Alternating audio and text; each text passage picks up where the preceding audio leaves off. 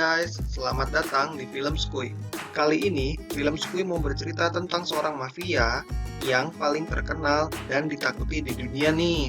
Ini dia alur cerita film Scarface. Berkisah pada Mei tahun 1980, Fidel Castro membuka pelabuhan Mariel di Kuba dengan tujuan agar pengikutnya bisa berpindah dari Kuba menuju Amerika.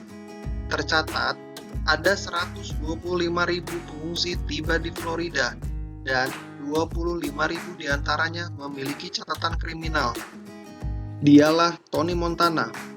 Sesampainya di Amerika, Tony langsung diinterogasi oleh petugas di sana, dan para petugas Amerika itu pun langsung menahan Tony Montana di kamp penampungan.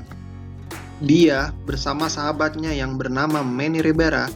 Saat itu, Manny Rivera menerima tawaran dari mafia sekitar yang bernama Frank Lopez untuk membunuh Emilio Rebenga, yang dulu telah membunuh saudara dari Frank Lopez. Dengan imbalannya, Tony dan Manny akan dibebaskan dan mendapatkan paspor kewarganegaraan Amerika. Setelah bebas, Tony dan Manny bekerja sebagai pencuci piring di sebuah kedai makanan. Di situ pun Tony mengeluh. Lalu, datanglah suruhan dari Frank Lopez, yaitu Omar, untuk mengajak mereka bekerja. Pekerjaan pertama mereka adalah untuk bertransaksi kokain dengan pedagang Kolombia, dan mereka pun berhasil. Disitulah akhirnya Tony dan Manny berkesempatan untuk bertemu Frank Lopez.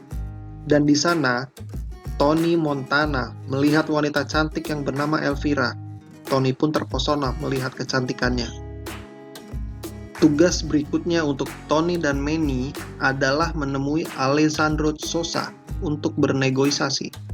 Sosa sangat terkesan dengan kemampuan Tony untuk bernegosiasi. Dan akhirnya, Tony berhasil mencapai kesepakatan dengan Sosa, meskipun dengan harga yang tinggi.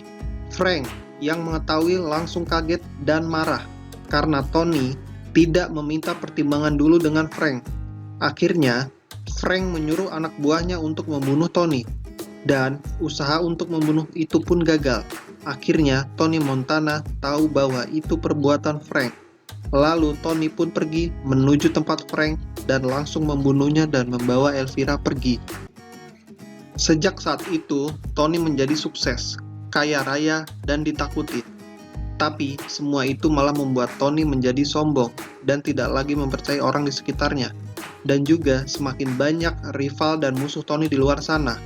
Singkat cerita, karena Tony semakin merajai bisnisnya, Sosa pun akhirnya menyuruh anak buahnya untuk membunuh Tony.